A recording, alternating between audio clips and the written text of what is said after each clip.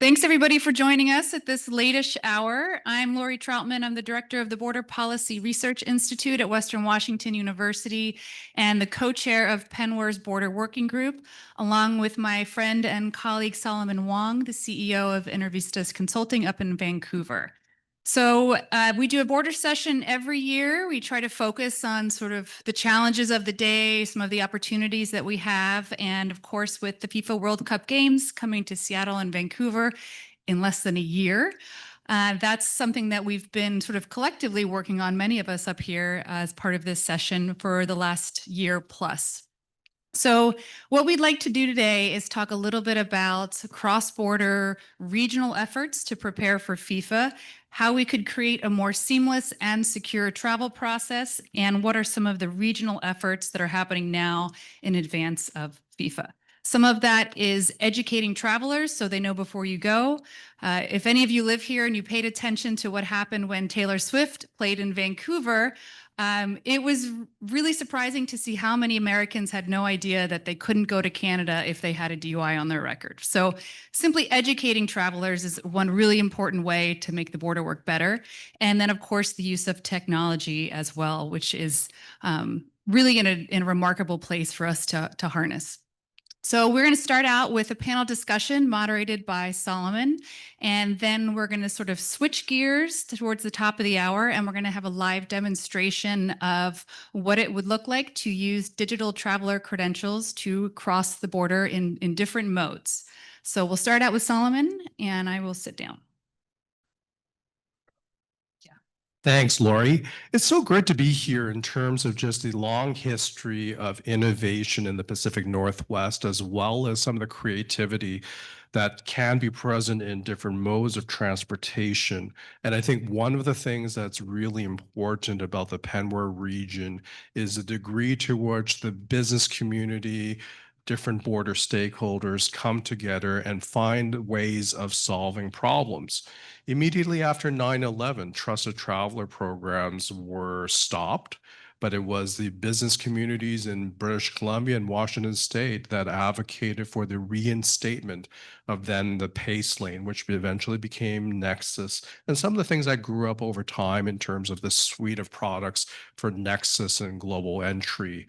The ability to look at what next is really part of this. And we've got an amazing panel just cutting across different areas. My furthest to my right, Siobhan, has been very much part of the conversations in terms of different areas of thinking through things. Josh Rogers from Alaska Airlines in terms of some of the areas that can take an air perspective in terms of the gateway coming in. Ted from DHS in terms of the embassy in Ottawa, being able to look at some of the creative solutions on digital identity. Richard and Les also bringing forward things from the past that may be inspirational for some of the problems we can look at. So maybe I'm going to ask in terms of some of the mics that are on the table.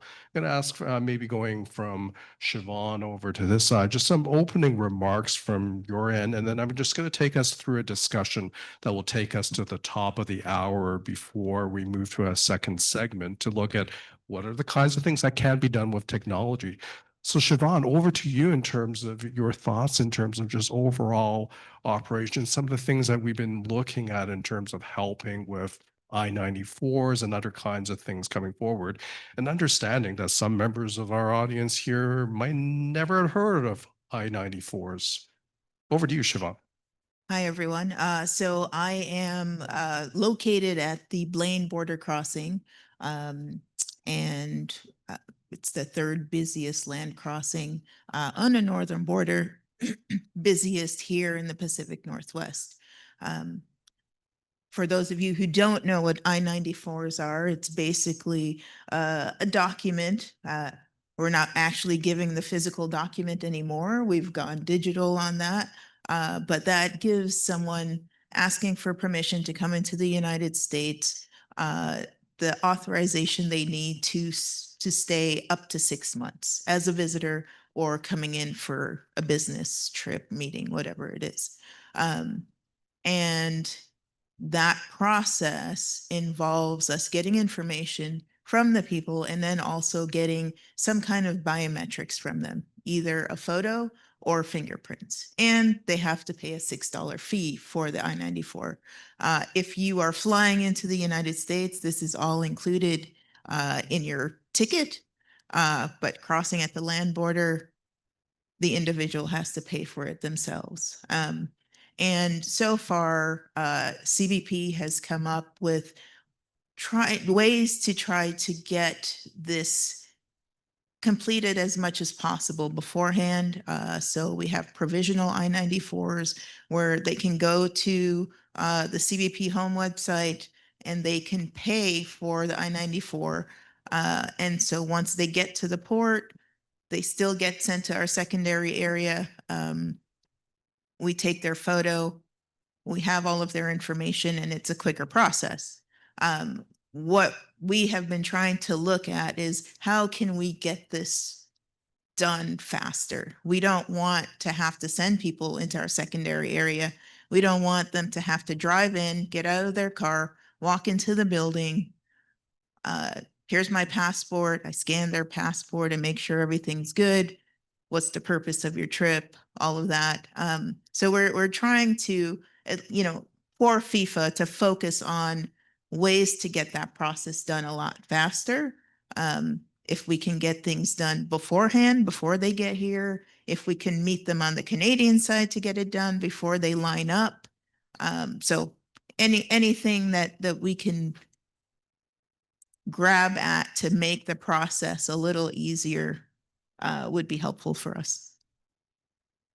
Over to you, Josh, in terms of Alaska Airlines having such a huge investment in technology and the digital process. Over to you. Yeah, thank you. And thanks for having us here.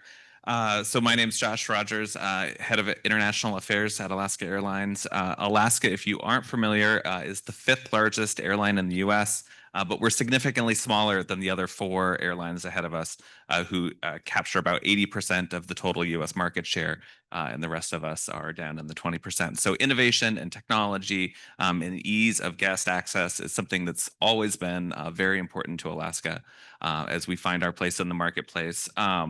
We were the first carrier to introduce kiosks, and we were the first carrier about a year ago to rip those out of the airport and replace them with something a little more self-serve, your mobile phone in your pocket.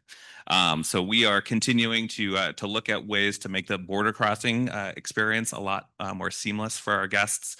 Here in Seattle, Alaska serves, in general, we serve about 15 of the 16 FIFA North America cities, most of those from here in Seattle. So we do expect to see a lot of folks coming in and through SeaTac to facilitate that travel experience as they watch their favorite team wherever they may be playing. And the FIFA 26 will also correlate with the debut of our new Seattle lobby, which is really aimed at getting guests in and through that experience in less than 5 minutes through things like self-check-in on your phone, automatic bag drops, things that really get people in and out, new touchless TSA pre-check at the different checkpoints through SeaTac. So hopefully the end product will be in place and fully realized by the time we get to FIFA 26 next year. Speaking of touchless TSA pre-check, Ted, you must have some thoughts about that journey in terms of how to get to that type of vision. Sure. I mean, I think you made the best point there, which is what a game changer the cell phone is. Because not only just we're all trained, I think, to think in terms of silos. I have a driver's license. The driver's license shows I can drive. I used to run the Real ID program for DHS, and we had a lot of conversations early on as the driver's license is really the most reliable form of identification. It's the most used form of identification. It's the form of identification most Americans have, most Canadians have. So it is a foundational tool that you then use to prove your identity to link to all these other purposes. So from working at TSA, you use your identity to prove that you are the person that we ran the security check on when you bought your ticket, and that we have confidence that you present a lower level threat to the aircraft. So that's a fundamental breaking down of a silo. What digital identity can do is then take that to the next level. I mean, like I said, on the cell phone, people don't think of it as this is what I have to make calls. It's what I have to run my life. And I've done the trip where I've crossed the borders of states, I've crossed the borders of countries, maybe took out my wallet once or twice. And even that's once and twice too much, because I should be able to I have a mobile driver's license. I have that a digital identity on my phone. It gets accepted by TSA. I use my phone to call the Uber to get to the airport. I go in, I use my digital identity to go through TSA. I fly to my destination. I check in the hotel on my phone, and in some hotels, I use my phone as the key to my room. So you can really have that kind of seamless experience that's based on this identity as a foundational factor that you then link to all these other privileges. And that's really how we have to be thinking about this in the transportation environment. And we have this opportunity now where we're in the early stages of mobile driver's licenses. So it's wrong to think of them as, it's not just a picture of your driver's license on your phone. It's not a replication of a physical card. It's a digital representation of the data that's on that card that is provisioned onto your phone. You press a button, basically a QR code comes up, and it can be read. Much more private, because you're only releasing information that you choose to release. It's much more secure because a casual observer is not going to really be able to tell much from the QR code. You have to be able to read it. And it's much more convenient. And that's what's going to be able to drive a lot of this in terms of not just really for the FIFA, but going on into the future into it. And we're getting this point where it's still, with Real ID, you now have about 60% of driver's licenses are Real ID driver's licenses. And what that does is it creates this common standard on what identity means. Anyone who has a Real ID has gone through the same process, no matter what state you got it in, on how do you establish your identity, what documents you showed, what process you went through, what the standards were in making that when the state made the decision that, yes, this is this person, this identity match. If you have then a digital identity, or a mobile driver's license is a way, without creating any databases or anything like that, by having a QR code on your phone, it can ping back to the DMV to verify this information is accurate. It opens up all this whole world of possibilities. And what the challenge is to take that and think through, what do we want, what privileges, what rights we want to layer on top of that. And it can be done right now, what TSA is doing in the domestic air environment. The potential is definitely there to be able to do the same thing through a digital travel credential in the international environment, because again, you have the identity, you have a common international standard that underlies that.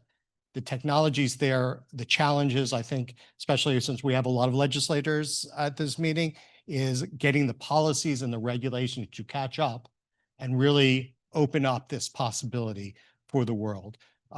We have about 4.5 million mobile driver's licenses in circulation today. And that's kind of with the TSA being the primary use case. Some state, Louisiana, has got 2 million people. That's because you can also use it at liquor stores. So give the public what they want. But there's a sort of chicken egg cycle on it. As we try and push out more uses for it, you create more demand, you get to that point where you're going to hit the critical mass, where you'll go the tipping point from 30% to 90% pretty quickly, because it's going to provide security, it's going to provide privacy, it's going to provide convenience. And it's that combination that makes it a benefit for the government, makes it a benefit for the industry, makes it a benefit for the traveler. Sorry, I know I went on a little long on my going off on my advocacy, but I do also want to stress on this particular point with the World Cup, this also, nothing is going to replace a knowledgeable traveling public. as mentioned, knowing about DUI restrictions going into Canada, knowing that, yes, edibles are legal to buy in Canada. They may be legal in Washington, but they're not legal to cross the boundaries. Getting that information out there so you reduce the noise so that our great officers can do their work and focus on finding where the real threats are and move the legitimate traveling public through as quickly and efficiently as possible. Getting rid of the noise is really what's going to be critical for successful border crossings at the World Cup. Shifting gears a little bit, Richard from Bel Air Charters, I think the ability of looking at the long run view of the business you're in terms of people movement, some thoughts from you to introduce. Yes, thank you. Yeah, we're Bel Air Charters. We're a regional bus company with operations up in Whatcom County and down here in Seattle. Yeah, certainly our interest is moving a lot of fans between the two cities for the FIFA World Cup. That's what it's all about for us. I see three real bottlenecks that we've got to address. One is the simple thing of parking at the loading spots for the coaches and people. Got some ideas around that. The second is the venues themselves. If any of you have been to the Seahawks games or the Mariners, it's a busy place at certain times. And so we've got to just think, I think, our company of how to address that. And that's what Les and I are talking about already. And then the third, of course, is the border. These folks have talked about that. They're well aware of it. My concern of some of the stuff that you had said is it's complex. It's going to take a long time to solve, and we don't have much time. That could be plan A. I think we should come up with a plan B, which is just to expedite the crossing with some electronic format of passports and getting it to the border agents ahead of time. We had some good experience just Saturday. We carried a lot of kids up to Young Life Camp up in Canada. There were 50 odd kids on board the bus, and we crossed the border in less than 15 minutes. And we did that by being prepared. All the kids were prepared. We had their documents. The agents didn't need them to get off. We processed it quickly and we got them through. So we're on the cusp of something, I think, great. We've just got to, I think, formalize some of the processes. So we keep doing it with a mixture of different folks from different countries. A month and a half ago, we had a really good conversation, Les, around other transit modes. Like if you were having this conversation, Windsor, Detroit, Windsor Transit runs a $10 service to cross the border. We have a completely different geography and environment. So from Whatcom Transit, what are some thoughts from you? Yeah, thanks, Solomon. Thanks for the invite to be here, part of this panel. I appreciate it. My name's Les, and I work for Whatcom Transportation Authority, which is a public transit authority in Whatcom County up along the border. We've been looking at this from our problem set, if you will, is if you view I-5 as kind of the north-south spine, and then east-west, which is Bellingham is a fan zone city. So there's going to be a demand to move people down to wherever the fan zone takes. So how do we do that and layer it on while keeping regular service going for those going to work and medical appointments and all those things? So those are the things we've been looking at from the problem set. But as Richard said, and thanks to the PNWER panel, 6 weeks ago or so, we've been able to start a dialogue that we may be able to work on that north-south spine in partnership, which is one of the things we're looking at is how can we operate with experience from this into the future. So what can we carry over even after FIFA, the month is done? What can we pilot and talk with? So we've been talking about solving that north-south and in conjunction with transit agencies in Snohomish and in Skagit.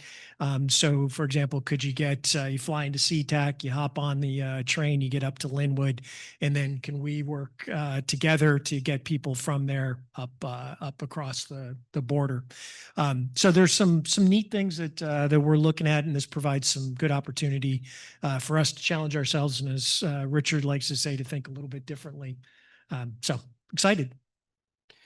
So I think there are a couple of themes here that are coming through clearly. One is just the ability to do as much away from the physical border as possible, whether it's an air border, land border, or otherwise.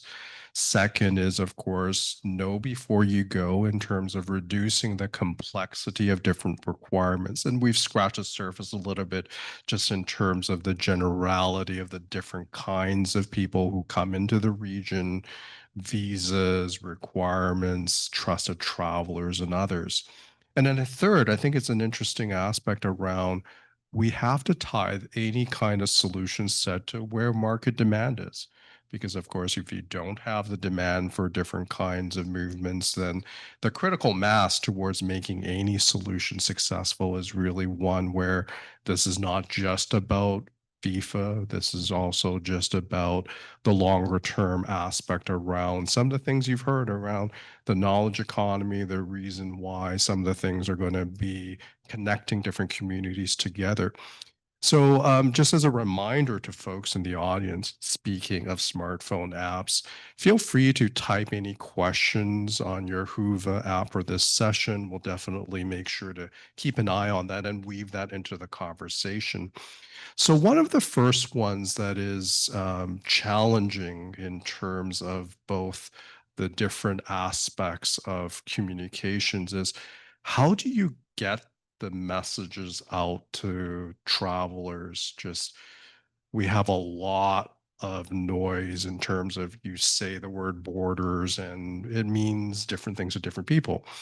You also have a reality that there are many different channels and products. So maybe I can ask the group if there's a volunteer from our panel to just start us off in terms of tell us a bit more in terms of let's imagine we have the best solution on earth and we're going to roar ahead and put that in place. How do you get that communicated effectively to the market?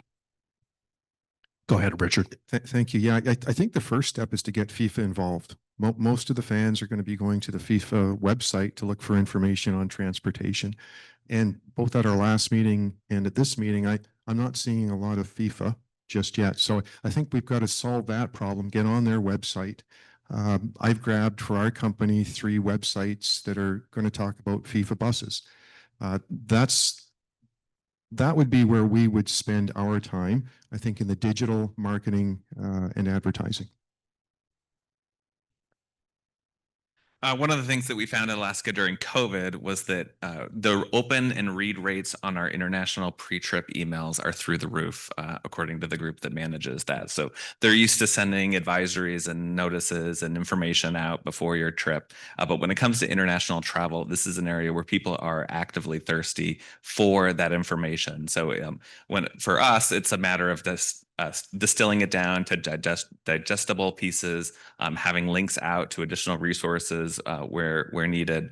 But really, we found our guests really desire that direct communication and that direct set of instructions, that checklist approach to international travel and ensuring they're prepared before their international trip.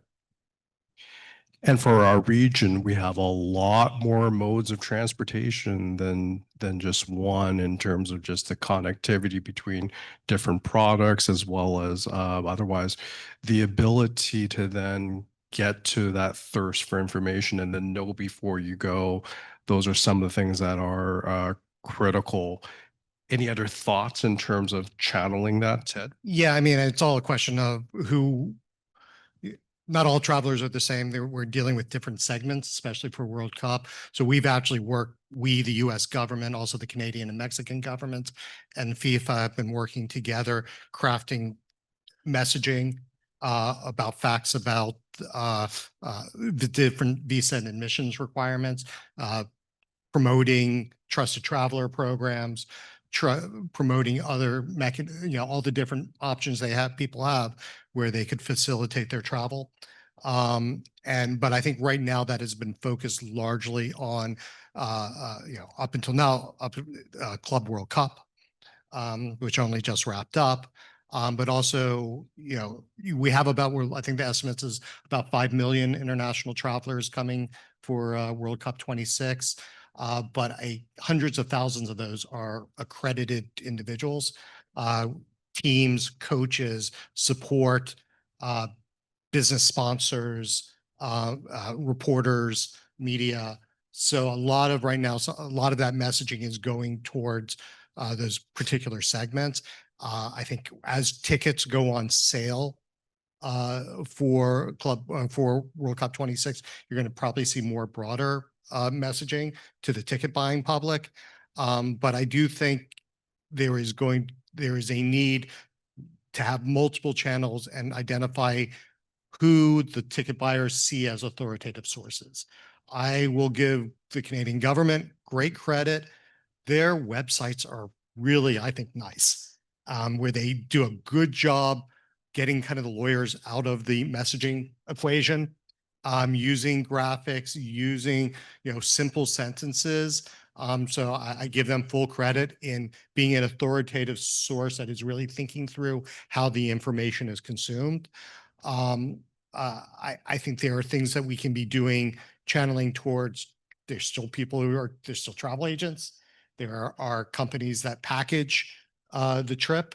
And so going to those sort of sources, authoritative sources, and feeding consistent, digestible information through trusted sources is really what's critical.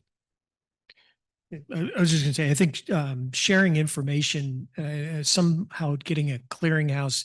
So, for example, you're flying in from Europe on Alaska, and in you land. Are there going to be enough rental cars? Predictions are how many hundreds of thousands of people are going to be coming to this area. Will there be enough rental cars?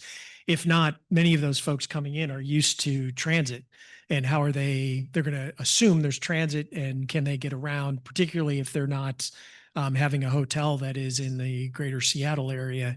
How are they going to get around? And so knowing those kinds of things, so just as a very tactical level, but if you get on and you land and you get on Sound Transit and then up to Linwood, and then you hop on Skagit Transit, you have different cards payment. Then you get to Whatcom and you have a different payment again.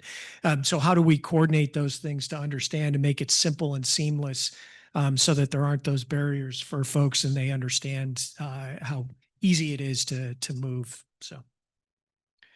One of the things I think in terms of being able to have the partners working alongside in terms of those who are selling tourism products as well as the end-to-end journey, that's one of the aspects that's so important.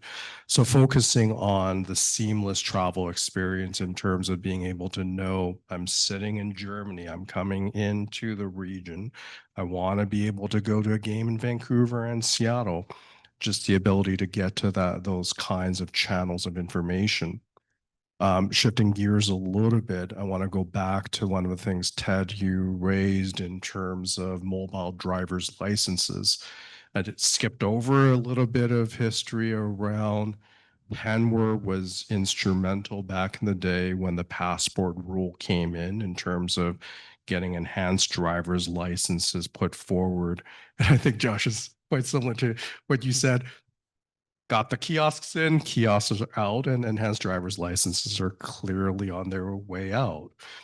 But how do we, especially for state and provincial legislators in the room, get some thoughts around the role of getting to the next generation of mobile technologies that are more prolific? I think first, it's up to sort of the digital identity industry to really have some simple messaging about it. I mean, really, and I think we'll be seeing some of that. But really, the fact is that it is, that of all the different benefits and that the system itself is pretty simple, right? The hard part in any ecosystem dealing with an identity is establishing the identity in the first place. Is how do I know it's the garbage in, garbage out? So, but that is already being worked on for physical identities. So all you're doing is taking the information you've already established and you're creating another channel to be able to communicate that through. And it is as simple as I threatened to actually provision one up here because it takes about 5 minutes to do that. all you have to do is I've got a Maryland driver's license, take a picture of it. Then you take a picture of your face with camera and like movement so they know you're a human, a live person. It then pings against a hub system that pings against the DMV records. So no actual information is being transmitted. And there's no centralized database. It's the same database that exists with physical ones, which is states have their own systems. But what they do is my phone or the person that reads the QR, my phone puts out a QR code. The person has a device that reads the QR code, pings against this hub that says, hey, I just encountered this. Is it real or not? And then it goes back to the DMV and says, hey, this guy just encountered this. Is this authentic or not? And the state just responds, yes, no. The hub then sends back to the reader device, yes, no, and that's it. It is a very simple, clean process, which I think people assume that it's going to be a lot more complicated than it actually is. It's a trusted system because there's a lot of controls and a lot of standards around how that information is communicated. But what the information itself that is being communicated is not privacy information. And I think that's a really important factor for legislators to know. And just to take the time, we now have about, I think, 14 states that have either a mobile driver's license or a similar technology. So it's in production, it's in use. So being able to go out and have some curiosity and learning about how it works there, and then figure out all the benefits it could have for your jurisdiction. And what you're opening up for your customer base, I think is really critical in all that. And the opportunity for the PNWER region where there are few deployments is taking the lessons learned from others who've been early adopters to be able to start introducing that. But I would not be doing my job steering this discussion ahead if I didn't ask the so what question. So why is this important? We heard the US ambassador speak about the drive towards prosperity, security, safety. But then we get into these types of solutions. What does that mean when we save time? I thought, Richard, you hit it in the nail in terms of just the transaction time for bus passengers going northbound. That's a great example. But maybe I'll just go across and ask the panel two simple questions for so what? So what if we save time? What does that mean for your business or perspective? From a public transit agency, part of our mission is to support the economic development of the community. And so any of those things, if we have a lot of pinch points and pain points, people are going to say, hey, that region doesn't know what it's doing. And what we're hoping is to have people leave with a kind of a seamless end-to-end journey where they go back and say, hey, that's a great spot. Word of mouth, maybe their businesses, which is coming out of a economic panel on and talking about those things where people come and it starts fitting together where they can see, hey, my employees may like being in that area. Hey, they can get around in that area, in that region, and they can move around and really leverage the strengths that we have in a PNWER region to attract business into the future and future visitors. Thank you.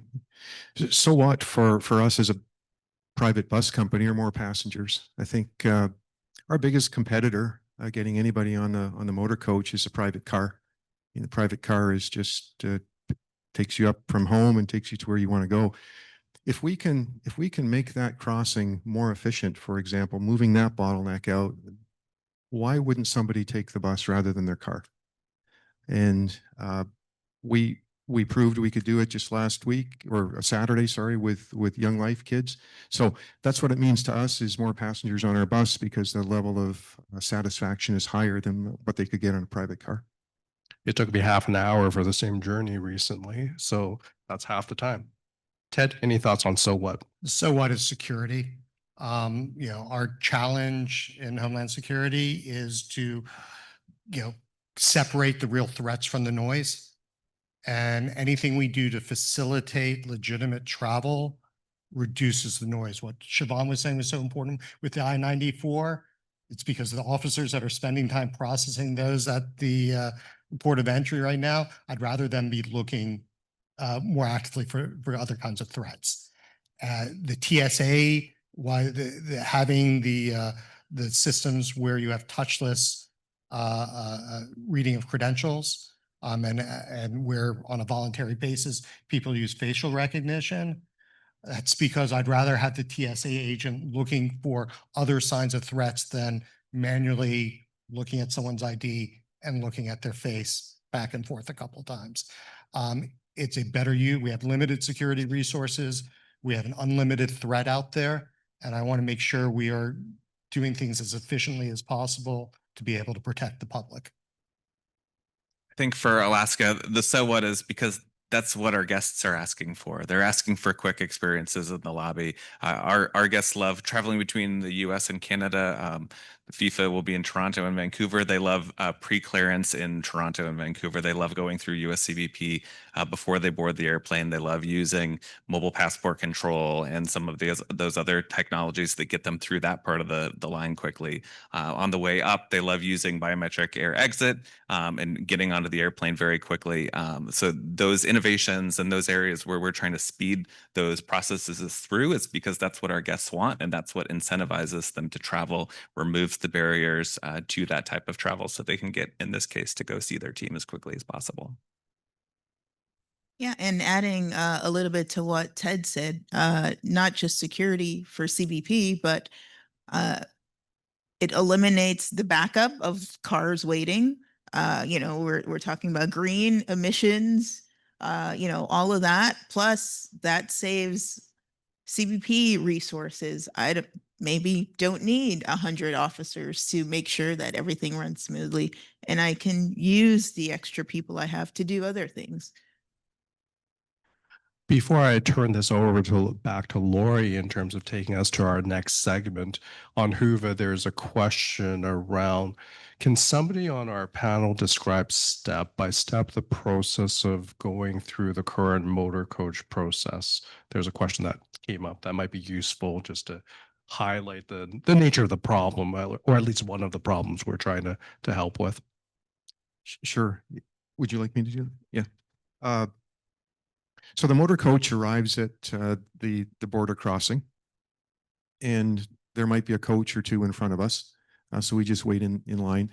We get up to the border crossing. The passengers generally have to get off the coach with their ID and with their luggage. That's a slow process when you have 40 or 50 folks. So from there we move inside the building, and one at a time the passengers go through your testing, and then they bring themselves and their luggage to another door, exit the door. The motor coach then is allowed to move forward. We board the passengers, we reload the 100 bags if there's 50 people on board, and then we're on our way. That's the process right now, and I hope I've explained in enough detail that it is slow. It takes a while to get that kind of those kind of people through. Right, and just adding a little bit to that, so mostly everyone's baggage gets x-rayed. You're asked all of the different customs questions, what are you bringing? And then if there is a passenger that has an issue that needs to be pulled aside, sometimes the buses will wait a couple of minutes, but if it starts to lag, then that passenger gets left behind to be picked up by the next bus that's coming in an hour or so. Well, we'll wrap up this segment and then move to a demonstration that can actually help link together different things. But I see we have a hand up for audience questions. Please go ahead.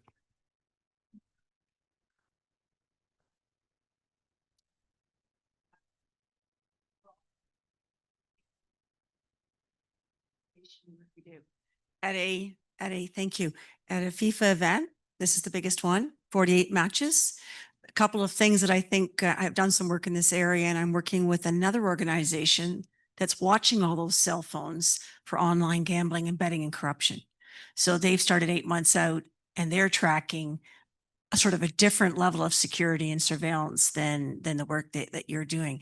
But with 48 matches, we've learned through Olympic Games planning and FIFA planning that the first 8 minutes at the airport determines the success of the customer. And so, and before that, when you're planning, the planning you think about, even though it may not be your border job, is 2 days before departure to 2 days after return. And we become more vulnerable on the return and people exiting than we do on the front end. And so as I listen to you and I listen to the largest of this event and how exciting it's going to be with some of the innovations you have, I think you've started to answer the questions about the strongest legacy that you want to carry on from each one of your lead areas. And that's the part that your teams and your staff want to keep really focused on, is that legacy piece. What does it mean? The so what that you can really measure at the end of it. It's very, very exciting, what you're trying to do to speed up the seamless piece. Congratulations and good luck. Great. We've got a question here, Theodore.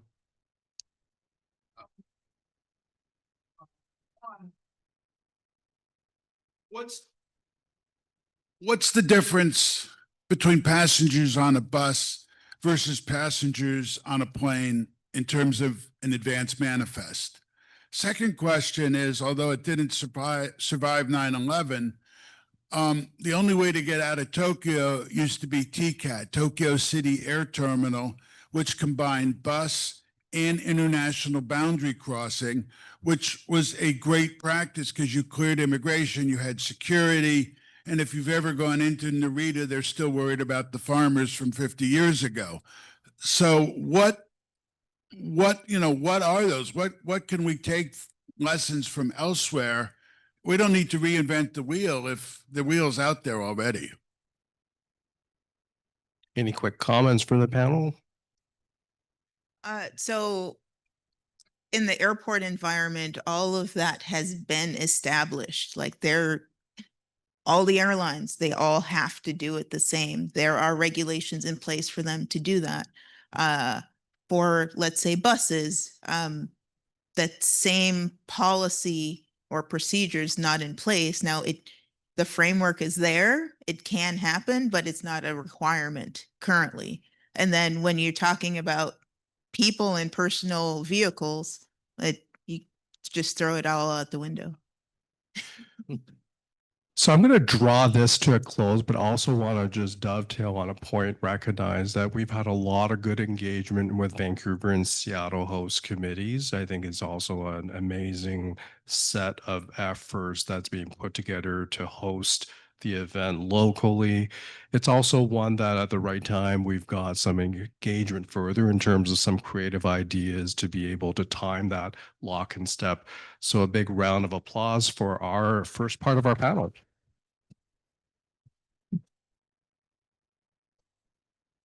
Thanks to all the panelists.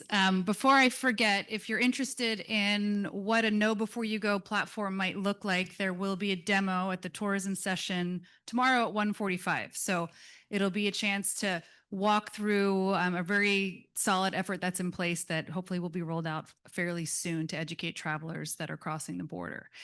You know, it's interesting because I study mostly the land border, and I used to think that there's such a great divide between what we need to do at the land border and what we need to do in the air mode. And after this panel, I think is a lot more convergence. The solutions are more similar than we might have thought. So what we want to do with the remainder of the time, and we will have some time for questions at the end, is show you a demonstration of some of the things we've been talking about, some of the opportunities to actually utilize digital traveler credentials for a FIFA World Cup soccer fan coming to Canada and crossing the border and traveling to the United States. What does that actually look like? And so here to walk us through that and give us a little bit of background is Michael Zurich from CETA. So it is 5 o'clock. So I'm sure everyone is staying late because they're keen and excited to see what the future of traveling can look like. And I say future, but it really is here today in a lot more places than you can realize. So I'm going to go through a couple of slides to put some context. What are we going to talk about?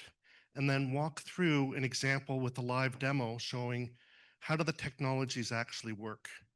And I find that that helps to demystify when you talk about the technologies on how it's used in the real life. And let's see if I get this right button. No, not that button. Not that button. There we go. Okay, so just a bit about CETA. And the reason I wanted to include this slide is we've been probably around since 1949. Not probably, we have been around since 1949. Probably haven't heard about us. We're the underpinning of the majority of the air industry globally. So we operate in almost every country in the world. Obviously, sanctions countries we don't operate in, but everywhere else we do have a presence.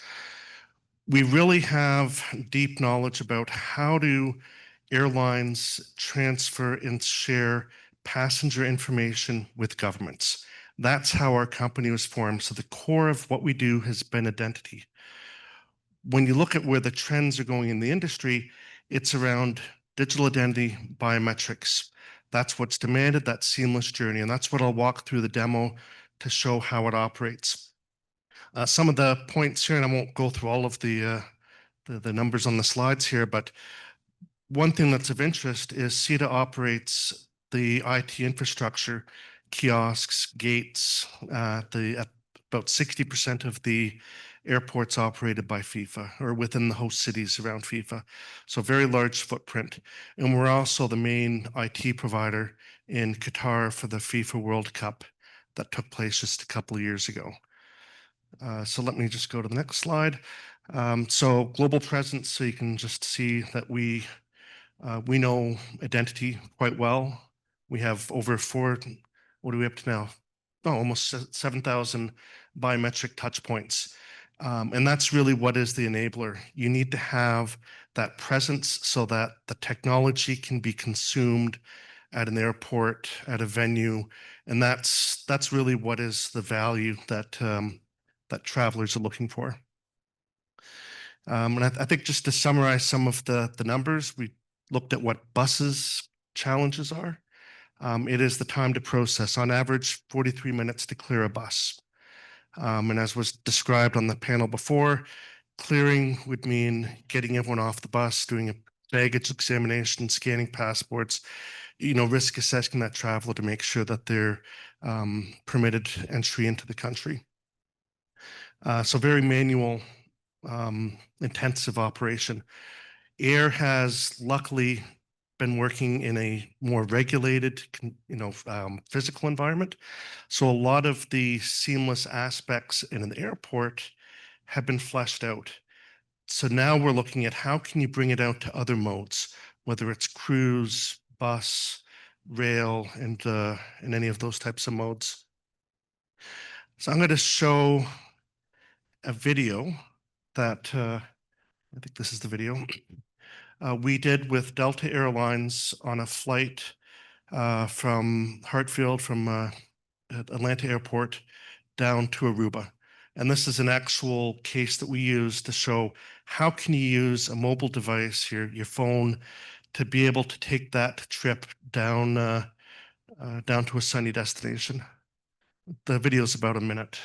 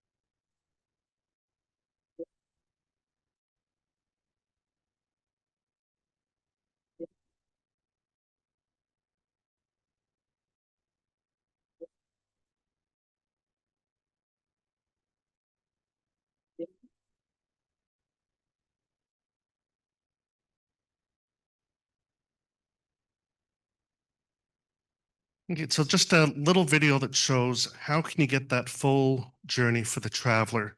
Now, with the Tourism Authority in Aruba, what they wanted to really promote was how can you get off the plane and to the beach in 30 minutes? Because they didn't want to have people waiting at the border, waiting to board a bus. They wanted just people to go and have a drink, relax, spend money, and enjoy their time. So that was the vision for the Aruba Tourism Authority, which I think is what every tourism authority wants. Get people to spend money as quick as possible. And what we're seeing in the industry is the seamless journey. The technologies are there, they're available, they're proven. What's needed now is to get the legislation, the regulations in place to support it. And for Aruba, the Minister of Justice had rewritten the laws to help facilitate this travel. And I can go into any questions about specifically how does the country of Aruba keep those controls and integrity, because security is obviously paramount to what they need to protect the country for. So what I'm going to do with my world fan here is walk through what that journey is going to be like. And what we picked was an illustrative example. We have a fan in Korea coming to Vancouver, taking a bus down to Seattle and watching 2 games. And I'm going to walk through the steps that Lori will be doing so that we can see how easy it is and how the technologies work. So Lori is sitting at home in Korea a couple of days before her trip.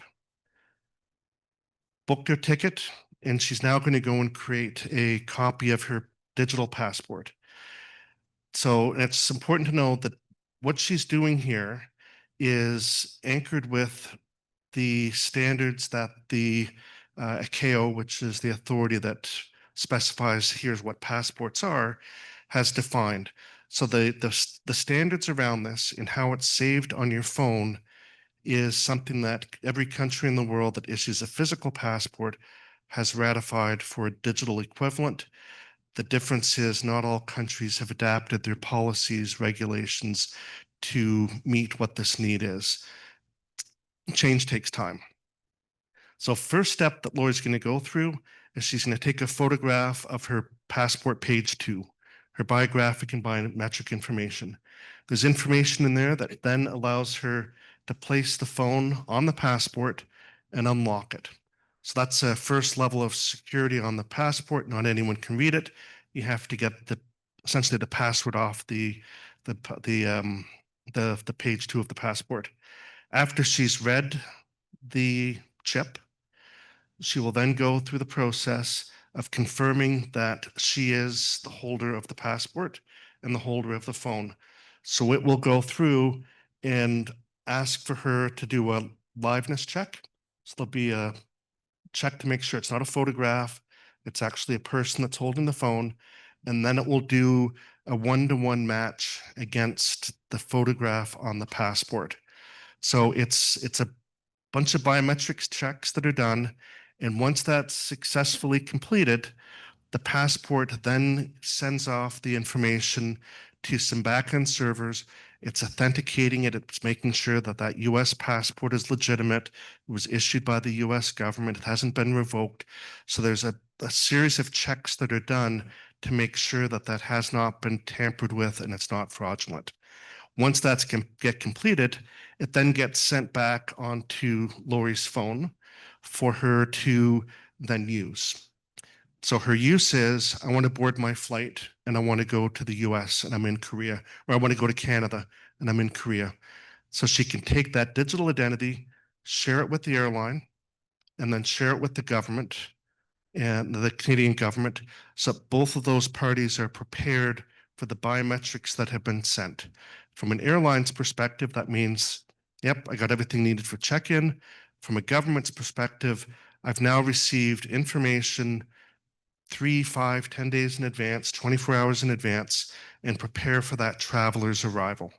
And that's what's different here, is the ability to push the border out so a government can go and vet a person that they would not be able to do until they're closer to the border. So from a security perspective, it's strengthening the ability to vet and pre-approve travelers so that if they're not wanted, the government can send a note back to the airline and say, don't board that traveler. So Lori's done everything and she's taken her flight. And now she's coming to, in this case, Vancouver Airport. And this is what would be an example of a biometric device at the border. So very quick, flips to green. So the magic behind the scenes is this is not a this is not a demonstration piece of technology. We're using actual non-production, so it's live non-production systems out in the East Coast. So we have set up a fictitious airport that this is modeling, but the information is based off of that trusted passport. And changing this and switching it over to say Newark or to YVR, it's a technology switch. The channels are there. It's standards based, it's interoperable. So the ability to go and have that very private information shared in a trusted and secure manner is very easy to perform. So now Lori has gone to her first game, and how did they do?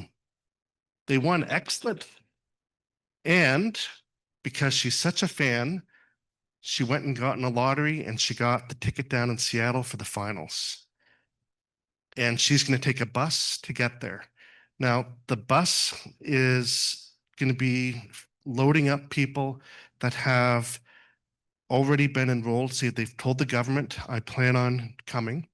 So that advance notification. Now, the bus driver is going to have a tablet that is able to confirm the passport information to the person. And you can see she has her phone. It's a simple QR code matching up. And she does a facial match.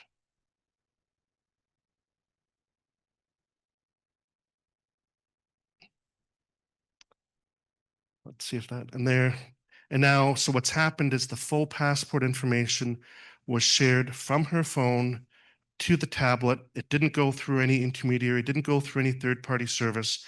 It's point to point, it's secure. At the end of this checking or boarding of the bus, you could now have a passenger manifest for the bus, share it with CBP, much like you do with an aircraft manifest, and CBP can be prepared for that bus coming to the border. Now, prepared means they can vet the person. So they have the full passport information. They can do all the history checks and find out that, we have 3 people we boarded on the bus. One of them has a lookout. There's some history of criminality. Another was non-compliant in a previous trip. They didn't declare alcohol. And another doesn't have their I-94.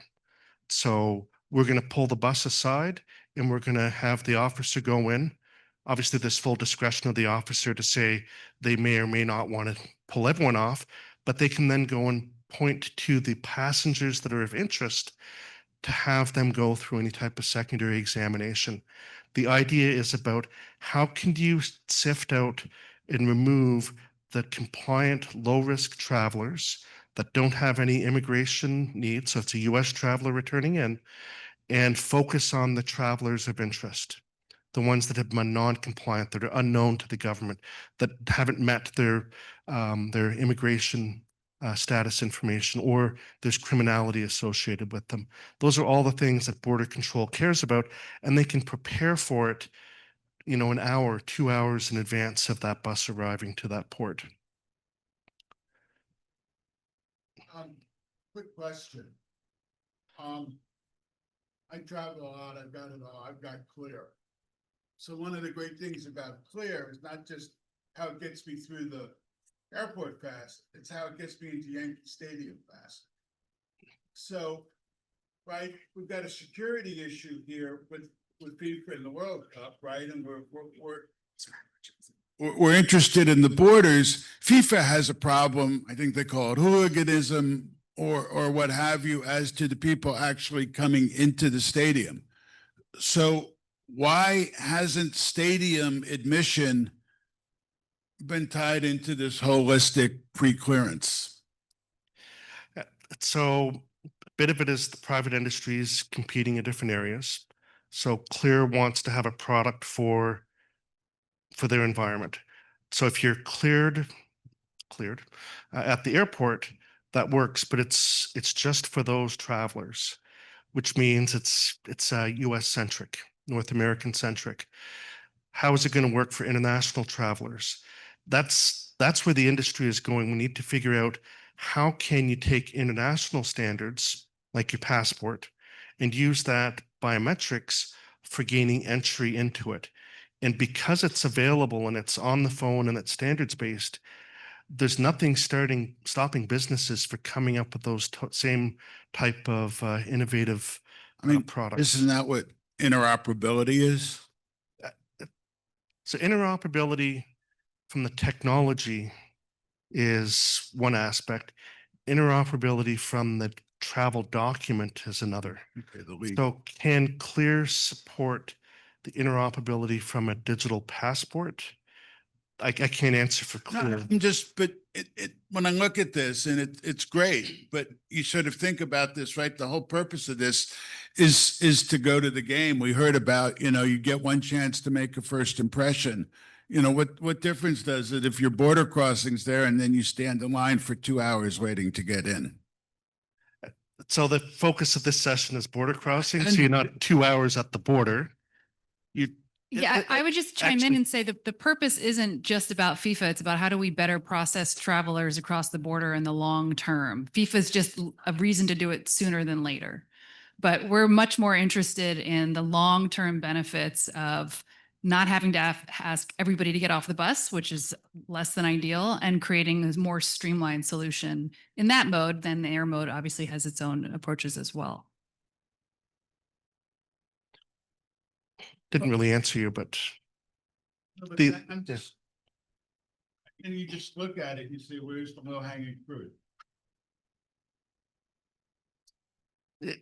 get people to spend money.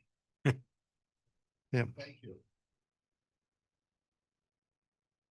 So I have two questions. First one is, will Canada be ready for this? I mean, we have digital ID acceptance in Vancouver and Toronto, but it sounds to me like we're not quite there yet. Is the plan, you think, for FIFA to be ready for it? So guess that's $1 million question. Showing the technology Okay. here is the technology is available. It's how do you get people in the government to accept it and regulate it? Okay, fair enough. And that's why the standards are important, because the standards make regulation easier because you have something to already work from. Okay. And the second part is, well, I'm a big fan of digital ID and Nexus and all that stuff. I do worry about legislators going too far. So at the end of the day, there's a lot of dumb rules around COVID that quite frankly infringe on people's personal liability or personal space and what they could do. So that's more a point for legislators, not for you guys. But I mean, I do love the technology. It looks very good. And one thing that we didn't show here, and I'll just touch upon briefly, is when you share your passport today to an individual, it's your entire passport. It's information that might not be relevant for that review. Someone's going to use it for buying alcohol. They don't need to see your nationality. They just need to see your age. So what the technology allows for is selectively disclosing just the information that is relevant for that interaction. And that privacy preserving aspect is what's really baked into what the industry is doing, what the solution is. So, as a user, I'm not disclosing information to third parties. I'm just disclosing it to that individual that I've agreed to consent to share it. And I'm only sharing the subset of information that I want to share. And that allows the business to have some protections, that they're not collecting information that's more than they need. And there becomes risk and liabilities and data breaches, and they have to store it. It's a convenience factor.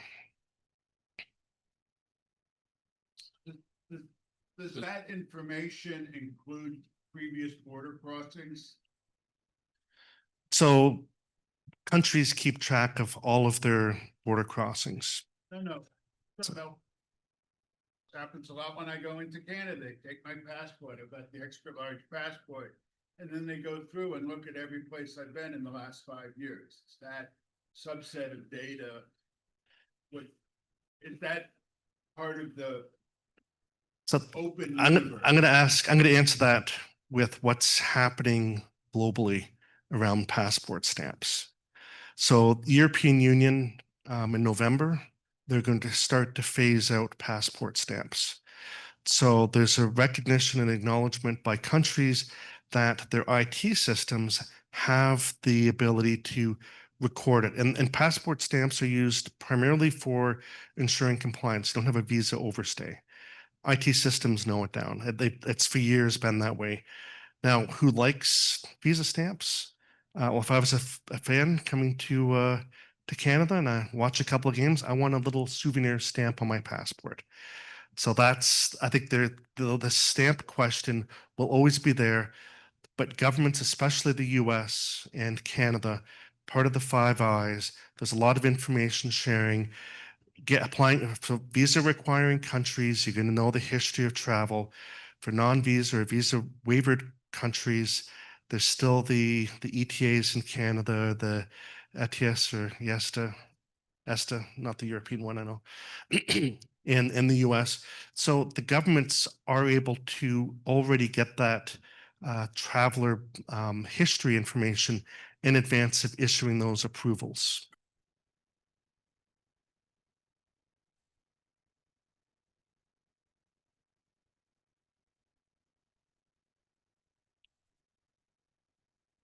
I'm just curious, what's the step after this? Because I think it's seems like a great technology, and it would help move things along quickly. Also, though, if I'm a bus company and I know that I have 3 people on my bus and I have 55 people on my bus that have been triggered, how long do I want to wait at the border for 3 people instead of, the vast majority? And it feels like it tees up what the next questions are for continuing to keep this smooth. I think it's at the point now where it's still a proof of concept. So, and working with somebody like Bel Air to say, can we try out this e-manifest? Can we get people to download this app and try it out as a new way of sharing their passport information? And does it work? How much time does it save? Does it make sense for the motor coach industry to adopt this as an alternative going forward? Unfortunately, we're running out of time because it's coming very quickly. But there's still, I think, a proof of concept that we could test out here in this region. We have the people in the room to carry that forward. And then, whether or not you could make it sort of implemented in advance of the games is another question, for sure.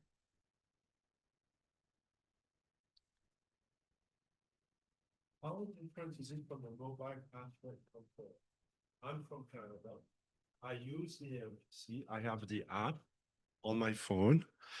The last 2 times I used the app to go to New York, the officer told me not to stop at the gate. And I literally went faster than an express, right? I just literally walked through and was surprised because he scolded me for stopping in front of him. He said, don't you have the app? Then walk. And, I freaked out. I just walked. But so it actually Walk, not run. It works. So this is I just re-entered a new passport before I came here.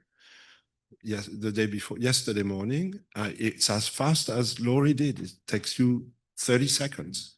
Once you've done it once, it's like, but so how different is it what you're offering from this? It's because it seems that it's similar, but for a different purpose. So that's for an individual. A bus as a conveyance is a group. So that's one difference. You want a conveyance to be able to get pre-cleared or be able to lift out the people that need to have additional screening, whether it's at secondary or just the officer in the bus checking something out. So that's the one thing, is to be able to process a bus like you would a plane.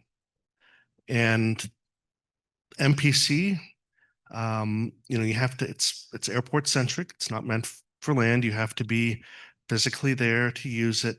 Has to be a supported airport with a lane. Bunch of restrictions. Land is much more porous. Train, bus, car. So there needs to be some other means that can be brought out. And if it's, CBP link, you put an add-on into it so that you can have this channel. I think that's really up to the government to decide what is the best channel to receive that information so that the officers at the border can be prepared to do their job. And for me, it's always around, can I identify who the low risk compliant travelers that have no immigration status concerns, to let them come through easily, like yourself, and the people that don't know about or had a history of compliance, have the officers focus on them.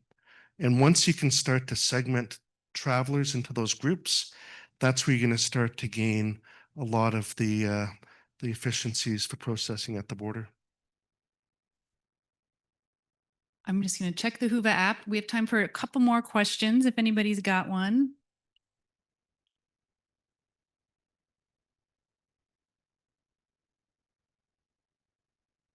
Any questions from the audience?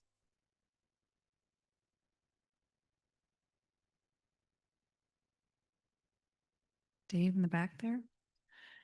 Just one comment to everybody in the room. As great technologies like this evolve and hopefully deploy at borders, I think we need to invest time and effort in communicating to the traveling public and educating them so that the adoption and the comfort with this new system is quick and is not stressful, needs to be accessible for all modes. So intergenerationally, physically, there are so many levels of accessibility that are important in this type of technology deployment. So I think we need to think from the traveler's perspective and how they're going to interact with this technology. And hopefully there's enough time to do that research and that communication and that education.